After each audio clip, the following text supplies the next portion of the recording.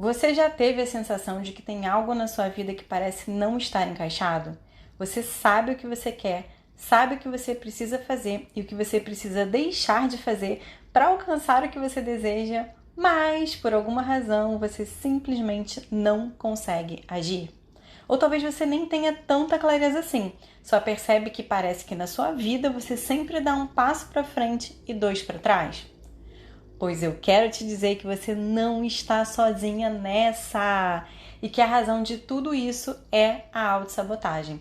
Você também pode chamar isso de boicote, encalacre ou treta. Fique à vontade e escolha o termo que você quiser. Eu sou Patrícia Mello e eu sou a desfazedora das tretas. E quero te dar as boas-vindas ao podcast Diga-me tua treta e te direi quem és. Você me conta a tua treta e eu te conto qual o comportamento e qual o padrão de pensamento sabotador que está por trás disso. Bora lá? E hoje eu vou responder a uma pergunta que eu recebi. O medo é sempre uma treta?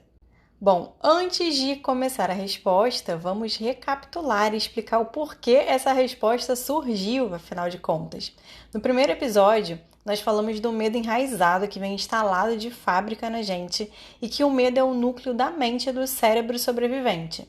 Nós falamos também que é o medo que dispara os nossos sabotadores, que são os nossos mecanismos infantis de sobrevivência, isso no segundo episódio. Mas será que o medo é sempre uma treta? Será que o medo é sempre algo ruim? Bom, depende. Como assim depende, Patrícia? Agora eu fiquei confusa. Bom, depende da forma como você se relaciona com o seu medo. O medo é simplesmente uma emoção que, como qualquer outra emoção, vem para te contar algo. Agora, o que você faz com isso é que vai determinar se o medo está sendo uma treta ou não. E a prova que o medo vem para nos mostrar algo é que normalmente experimentamos o medo em situações mais delicadas e decisivas da nossa vida. Dificilmente sentimos medo ao decidir adotar um novo corte de cabelo, comprar um sapato ou escolher um restaurante para ir ao final de semana, não é mesmo? Isso aí fazemos quase sem pensar e sem sofrer muito impacto emocional. Tá, a questão do corte de cabelo pode ter sido um exagero. Eu sei que tem muitas mulheres que sofrem com isso sim, principalmente depois de ver o resultado que pode impactar na autoimagem e na autoestima. Mas isso aí, ó, veja bem, é depois de ver o resultado. E isso vai acontecer caso o novo look acabe não agradando. Antes de cortar o cabelo, normalmente esse medo ele não vai aparecer. Vamos combinar. Agora, para falar sobre o medo, é preciso sim falar das emoções e da constituição da nossa mente. A qualidade das nossas emoções depende fundamentalmente dos significados que atribuímos às coisas que nos acontecem. Logo, se no meu mundo o medo é sempre algo ruim, quando eu estiver experimentando o medo, a minha mente vai fazer de tudo para fugir disso. Lembra da sobrevivência? O nosso cérebro é programado para nos fazer fugir da dor e buscar o prazer. E se o medo é algo ruim, ele representa a dor e meu cérebro vai encontrar um caminho para fazer com que eu me livre disso, sim ou sim. E nesse processo de se livrar da dor e buscar o prazer, muitas vezes entramos em padrões de autossabotagem. Mas o que provoca esse medo e o que fazer com isso? Bom, normalmente esse medo aparece diante de decisões ou situações importantes na nossa vida. Eu não estou falando aqui do medo frente a uma ameaça física, um perigo, como o medo diante de um acidente, um atentado ou um assalto. Eu estou falando do medo emocional diante da decisão de mudar ou não de carreira, do medo diante de uma apresentação importante, do medo durante uma entrevista de emprego, do medo durante um período de crise num relacionamento amoroso, ou até mesmo do medo ao se tornar mãe, e por aí vai. Esse medo que aparece diante de situações que ou têm um impacto maior no curso das nossas vidas e a gente sente que se tomar a decisão errada ou fracassar, as consequências serão difíceis de se contornar, ou o medo que esbarra em feridas emocionais como a rejeição, o abandono, a manipulação, a humilhação ou a traição.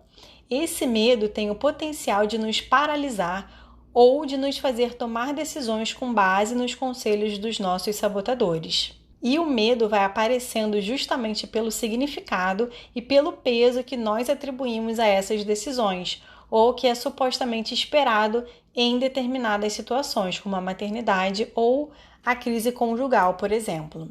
E normalmente são significados que remontam experiências ruins que passamos anteriormente, sejam experiências nossas, sejam experiências que estão presentes na consciência familiar. E aí ficamos presas nesse looping paralisante e autossabotador. Agora, se eu começo a utilizar o meu próprio medo como um professor, ao invés de querer brigar com ele ou me resignar a ele, eu começo a investigar o que está acontecendo dentro de mim. E posso, inclusive, me questionar: esse medo que eu estou sentindo é real? O medo, na maioria dos casos, é apenas um sinal de alerta e nos indica que precisamos nos preparar melhor para algo.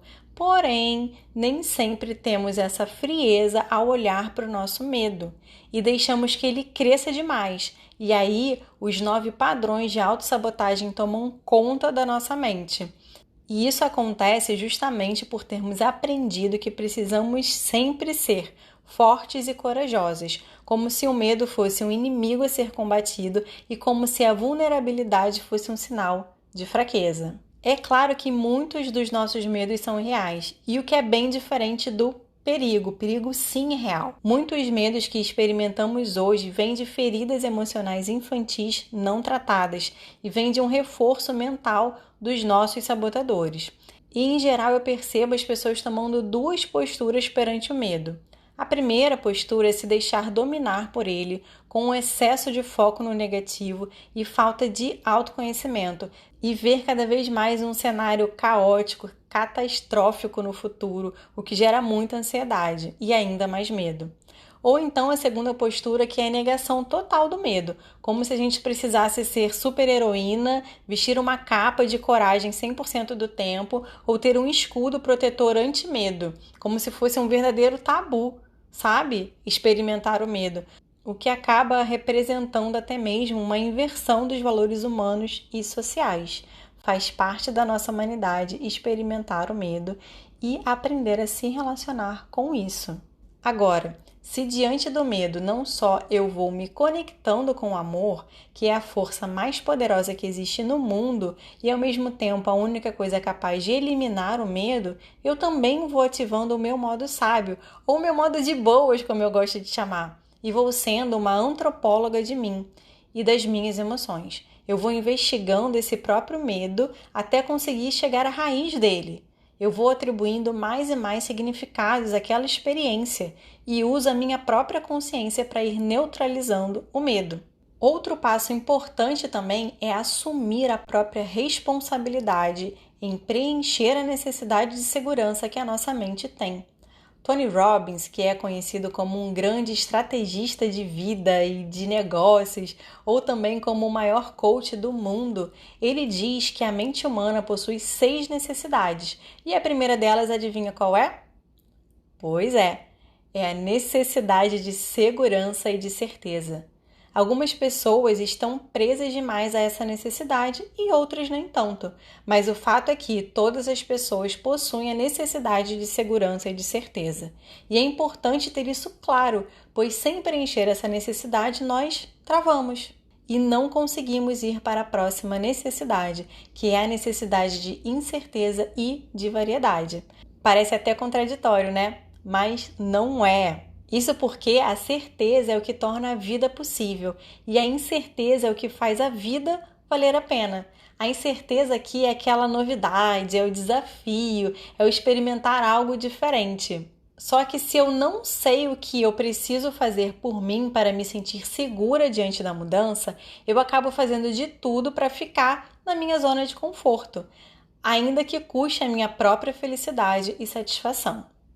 E é importante lembrar também que, seja qual for a necessidade, nós podemos preenchê-la de forma funcional ou disfuncional. Ou trazendo para essa explicação o conceito dos sabotadores, podemos cuidar das nossas necessidades por meio da nossa sabedoria interior ou por meio da autossabotagem.